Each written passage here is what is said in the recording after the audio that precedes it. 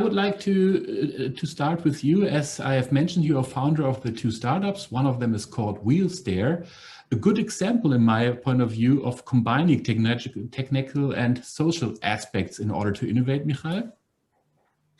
Yes, thank you very much, Jan Martin. And I think we'll have a film starting in a moment which will show what is WheELSTAIR doing.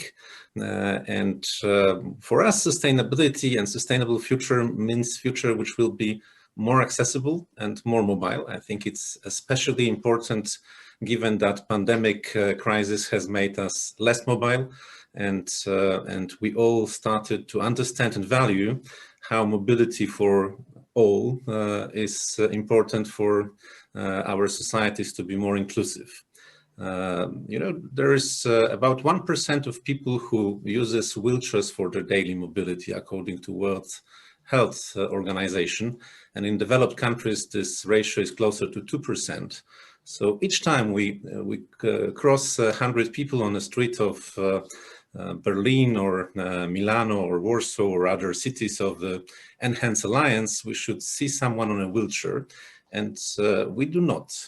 And I wondered if you know why. I mean, we knew that long before we started the project, the company, we founded company WheELSTAIR with my co-founder Jacek Kinkinel, who is engineer from Warsaw School of Technology, because our fathers suffered sclerosis multiplex and it made them using wheelchairs for many, many years.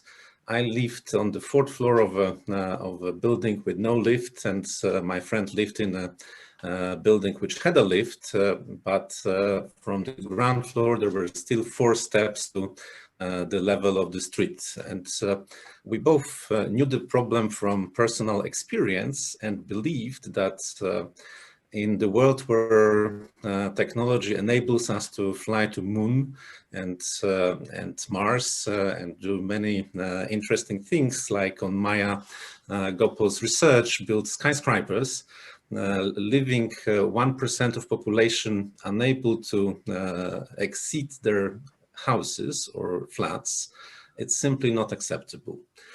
So therefore we started the WheELSTAIR. We joined other great companies like Toyota or Honda or Scevo, who are dealing with challenges of accessibility, and we have our own technological solution. Thank you so much, Michal. And by designing them, how did you take in the input of people who actually can make use of the WheELSTAIR? How did you make their experience work for your invention or for your innovation? It is a very important part of our work. We started from the very beginning organizing users workshops. So we work with people with a disability who commute on wheelchairs, and we involve them in the design process. We challenge our assumptions and ideas. And actually, after the first workshop, I recall the crisis of my engineers who said, we did everything wrong, or almost everything wrong. But fortunately, after 2 or 3 days, they come up with creative solutions. And I think our solution has certain advantages to those which are currently proposed by other companies. Mm-hmm. So when is it going to be on the market? It should be on the market within a year and a half. So it's really interesting, and also for people to experience that they don't have to be afraid. I can imagine that first time you use that, you are kind of afraid to use it because you might not be used to feeling safe in such a situation. And how do you observe that? How do you observe people using them the first time?